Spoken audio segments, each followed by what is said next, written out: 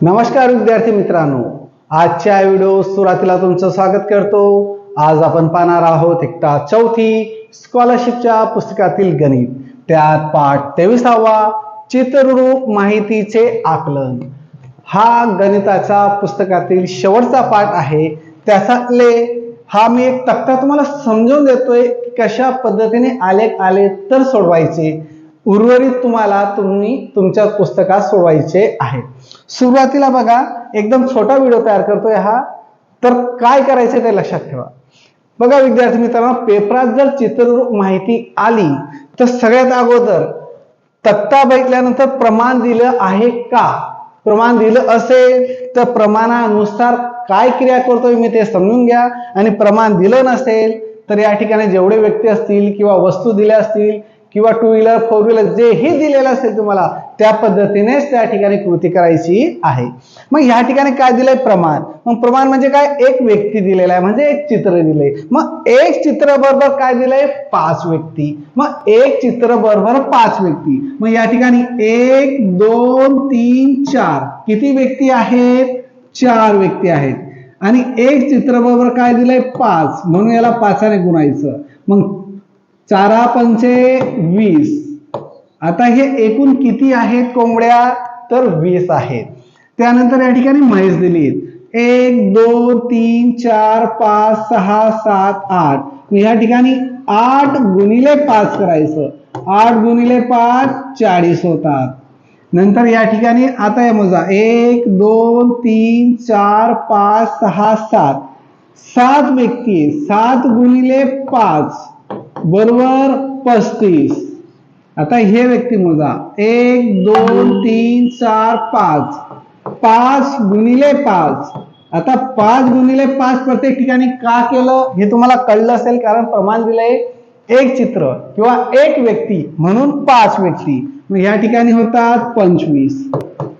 सुरुवातीला प्रश्न सोडवण्या अगोदर जर प्रमाण दिलं असेल तर तक्त्यामध्ये मी केलेली क्रिया कशी सोडवली पहा, त्याच पद्धतीने मला सोडवायचं आहे। प्रश्न वाचून काही गडबड करू नका। सुरुवातीला माहिती लिहून घ्या, काय दिलेलं आहे ते बघा, किती चित्र म्हणजे किती व्यक्ती आहेत ते सुरुवातीला लिहून घ्यायचं, लवकर लवकर लवकर।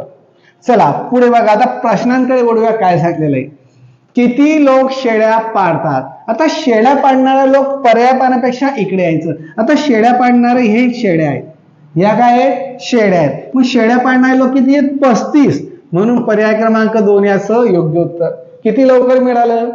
पुढचा प्रश्न, कोणता प्राणी पाळणाऱ्यांची संख्या सर्वात कमी आहे। मग सर्वात कमी बघितल्यानंतर आपल्याला दिसते 20। मग 20 काय आहे, कोंबड्या। कोंबड्या कुठे दिले, पर्याय क्रमांक 1। पुढचा प्रश्न पहा, कोणता प्राणी पाळणाऱ्यांची संख्या सर्वात जास्त आहे।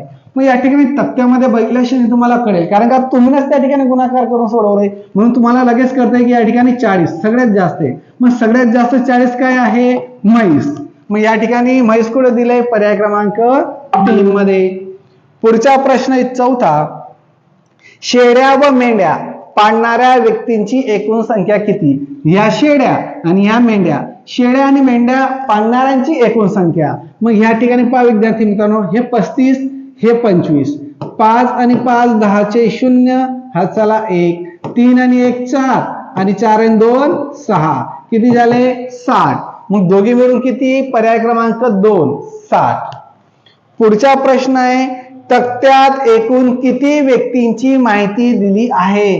आता या ठिकाणी हे 60 झाले, दोघींचे मूल्य 60 मध्ये 40 मिळवा, किती होतात 100, आणि 100 मध्ये 20 मिळवले तर किती होतात 120। म्हणजे 120 एकूण या ठिकाणी आपल्याला व्यक्ती मिळाले। किती मिळाले, 120। किती सोपे प्रश्न होते विद्यार्थी मित्रांनो। तर ह्याच पद्धतीने तुम्हाला सोडवायचे आहेत, आणि सबस्क्राईब केलं नसेल तर सबस्क्राईब करा। भेटूया उद्याच्या दिवशी, म्हणजे सोमवार पासून आपण बुद्धिमत्तेचा टॉपिकला सुरुवात करणार आहोत। हेही सर्व विद्यार्थ्यांनी काळजीपूर्वक समजून घ्या, कारण मला काय जसा वेळ मिळतोय मी तसं ते शिकवतोय, कारण माझे रेग्युलरचेही तास असतात, त्यासाठी मला जसा वेळ मिळतोय तसं मी शिकवतोय। धन्यवाद विद्यार्थी मित्रांनो, भेटूया उद्याच्या दिवशी पुढच्या व्हिडिओमध्ये।